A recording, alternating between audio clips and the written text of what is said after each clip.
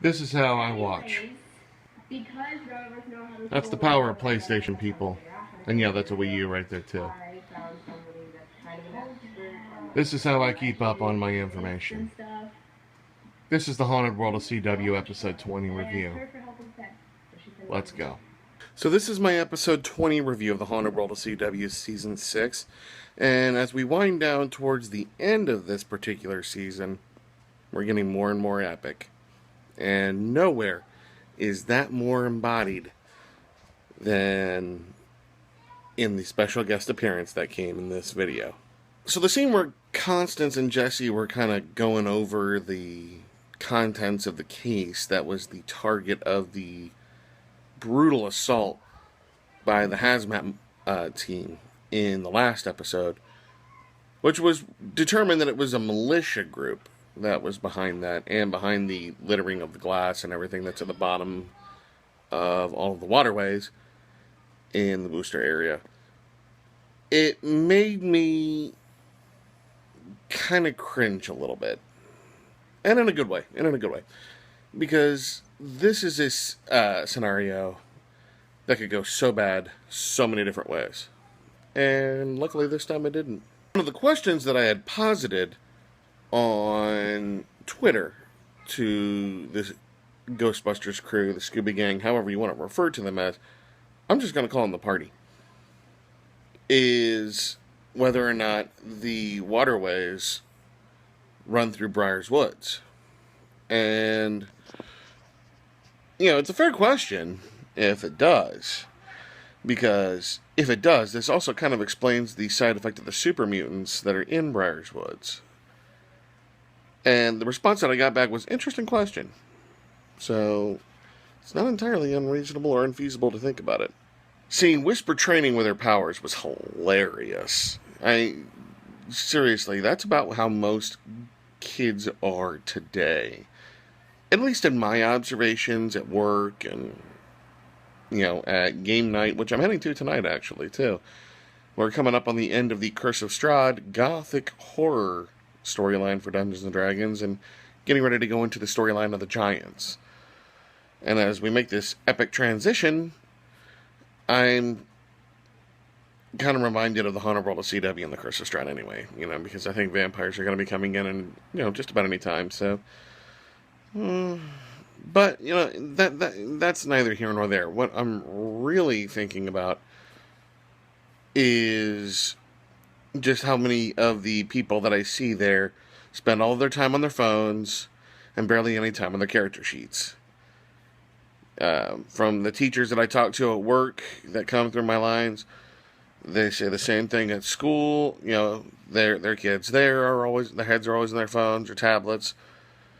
That's become the norm for this generation. And, you know, I mean, in our generation, it was CD players, it was gum, stuff like that. This particular generation now has the smartphone and the tablet. Notebooks really weren't a big thing when I was there, but I know for a while they were, and now you got this. And really, that's just, I think, the way kids have always been. I kind of was like that myself at one point, I think. You know, especially with Game Boys. You know, back when Game Boys were a thing. I'm really dating myself with that, but needs must. You know, point made. Seeing Jesse and Constance go back and forth about Constance's 5-finger discount habit, or as I'm going to just refer to it as her charming kleptomania, really makes me think that, you know, this is a thing. You know, he's really trying to do what he couldn't for his own daughter, and that's be something of a father figure to these girls who didn't have a father figure, who kind of grew up, you know, in these horrific situations, in Constance's case being constantly tortured for her powers at Red Crow, and Whisper being, you know, pretty much locked in a closet all the time. It's like his paternal instincts are kicking in, and I really like to see that. It really shows a depth to his character, and to me, as a father, that's pretty touching. Of course, I would be remiss if I didn't comment on how this thing began, which was the finale of the previous episode, which was the Escape from the Red Crow Sanitarium game. Oh, I mean, the video.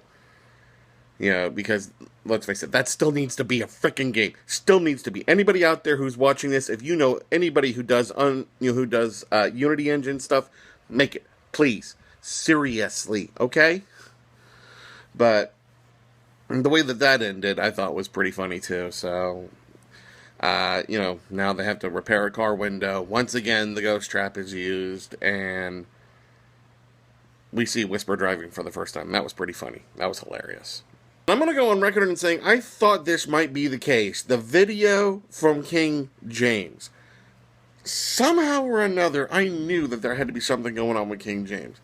It was either possession, it was either a doppelganger, or, it was a curse of some kind, or even the hell virus that got Jesse.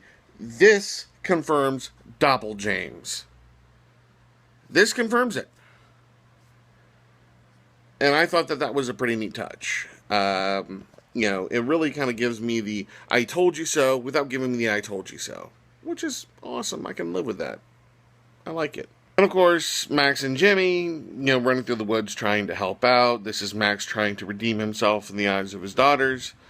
And of course, Jimmy just trying to redeem himself in the eyes of his brother. And, of course, this is like a fish out of water story, I mean, here they are trying to figure out modern technology using ancient techniques. Well, ancient for the modern world, at any rate. The 90s weren't exactly tech-savvy. But, it's interesting to see the dynamic they're progressing. And it's kind of touching to see a father willing to do that, and as a dad, I really relate to the character, I think. And the special guest appearance after all these episodes of plugging your channel, teaming up to be awesome, being a united front of awesomeness with the Brethren on one side and the collective on the other. They finally crossed the streams, so to speak. Birdie44 guest starring on The Haunted World of CW. There is a God, and he is kind, loving, and just. Oh, I'm sorry, it was just too good. It was too great. And of course, Jesse's reaction to Brittany, saying his name. I compare it to Sabrina Carpenter's portrayal of Maya Hart in Girl Meets World whenever she sees Josh Matthews, Riley's uncle, the youngest Matthews brother, or as Maya calls him, Uncle Boing, just basically losing it. To me, it really related to that, and it's a positive comparison. So, kudos. Of course, this touched off something that they had mentioned before, which was that they wanted to do little mini episodes in between the week, and this one actually had a couple. And in the first one, Doppeljames was not happy to have been finally outed. But he took over. He hacked them.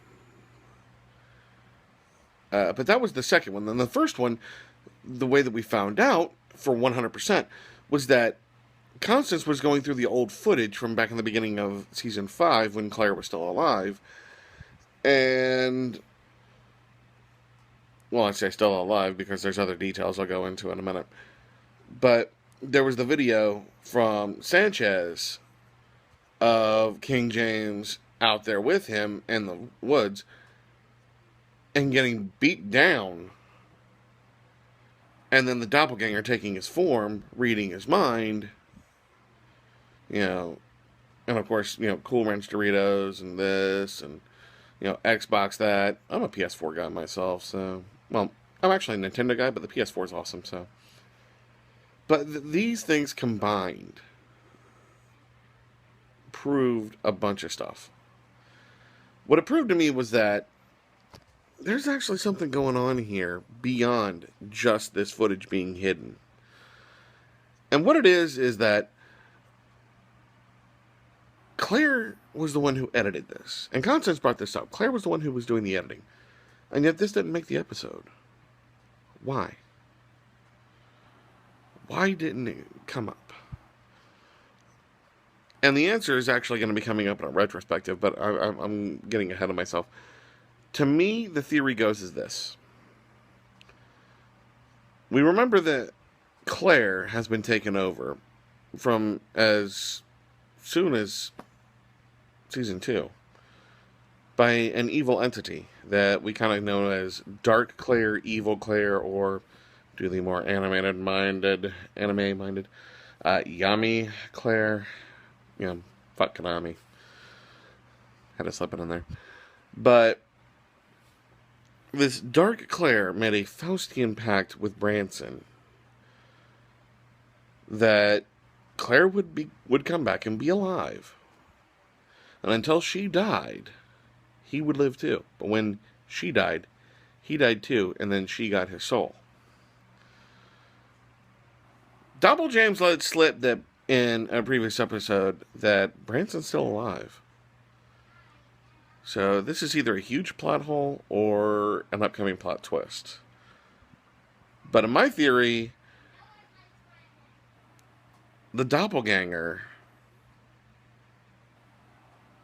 is working with Evil Claire. And not only is Claire still alive, but she's now being suppressed by the evil. We now know that King James, the King James that's been basically giving us the evil laugh, is not a good guy. So, I think that the two of them, I've actually put my thoughts on this in a comment right there on that particular video. And I'd have to go back to look at it, but you know that Evil Claire has to be involved in this. You know they were working together. And there's a lot going on behind the scenes that we're not aware of. So it's going to be interesting to see how they handle that. And of course, King James, the Doppel James, did not like being outed one bit. Hacking their channel and, starting a live stream of him absolutely beating the ever-loving tar out of the real King James. Basically trying to send a message. And message received. And then finally, the group, before episode 21 touchdown, came out and let us know that they got the channel back, that they were going to hunt down Doppel James and kill him, and basically do it in the most creative way I've ever heard possible. Putting him in front of a bunch of Pokemon Go players, pointing past him and shouting Dragonite. And I'm sorry, have you seen a lot of these Pokemon Go players? I mean, I have the game for crying out loud, but you know what? I don't play it all that often. I'm still trying to figure out if there's more Bulbasaur out there for me to catch, so I don't have to pay money. I mean, I know they're making tons of money, but I don't make a whole lot, so I can't really, do that. And I mentioned, why not just stick him in the middle of a circle of Mega Man fans and point to him and say, he's the reason that Mega Man Legends 3 got canceled. Hardcore, right? Yeah, I'd join in with him. I'm a Mega Man fan. Fun times. So my overall impressions were, this was a series of videos that I think was not only necessary to help wrap the season up, but it really kickstarts pretty much the entire final motion, and it sets up the framework for season 7, I think. Let's take stock of every situation that we have here. We have Doppel James, the Wendigo, we have the militia group, we have the super mutants in Briar's Woods, we have the catfish shark, and you guys say, oh, it's a shark, and yeah, we've seen the shark, but at the same time, yeah, it's mutated, probably from a catfish. You guys mentioned that it was a wayward catfish that got our hand. Maybe that was what it was. Who knows? We won't know until we do a rather delectable autopsy. I can taste it. Although the hormones might not be good for me. But you look at all the things that are going on, and what's about to be solved, I think, is the King James angle. This leaves the militia group. We have pretty much Red Crow almost completely solved at this point. And again, make the game. Find a way. Come on, talk to people. Go to PAX. Oh my God, please, go to PAX. Go to PAX East. Go to PAX Prime. It's coming up. If you got passes, go there. Seriously, this is the way to do it. Make the contacts. I'm gonna start tweeting Tycho and Gabe. Okay, maybe they know somebody. I've been getting some followers on Twitter lately. One of the people who I'm sorry if I butchered your last name. Jessica Mahatsnas. I can't quite recall it right now. I've been searching for your book online, so seeing if I can find sample chapters so that I could do a review for it. Your book Beyond the Veil, it looks really good. I really want to try that out. I got her as a follower recently. And any of my Twitter followers, any of you out there, anybody who follows other YouTubers who I kind of link to, please get in contact with people who know how to make Unity games. Make this happen. This needs to. I'm like I'm like so super serial about this right now. Even though I'm kidding. And I'm not. With everything that's going on right now, we're looking to finish this up on a high note. And episode 21 goes a long way toward that. I think this sets up a final climax. But that's another review for another day. And this is episode 20, 20.2, 20.3, and the response. So that's my review for episode 20. And if you like what you heard, go to the link below. Check out the Haunted World of CW. And you know what? Because you guest starred in this one, I'm including a link to Brady44's channel too. Go to both places. Check them both out. They're both awesome. Love them all. They're both following me. I follow them. We're all subbed to each other.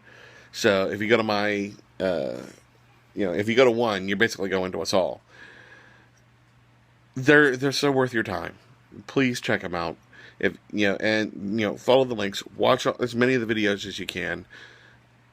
Keep up, because there's a lot going on that I think most people aren't aware of, and it's just fun anyway. So, in the comment section below, let me know what you thought about the episode. Let me know what you thought about the review.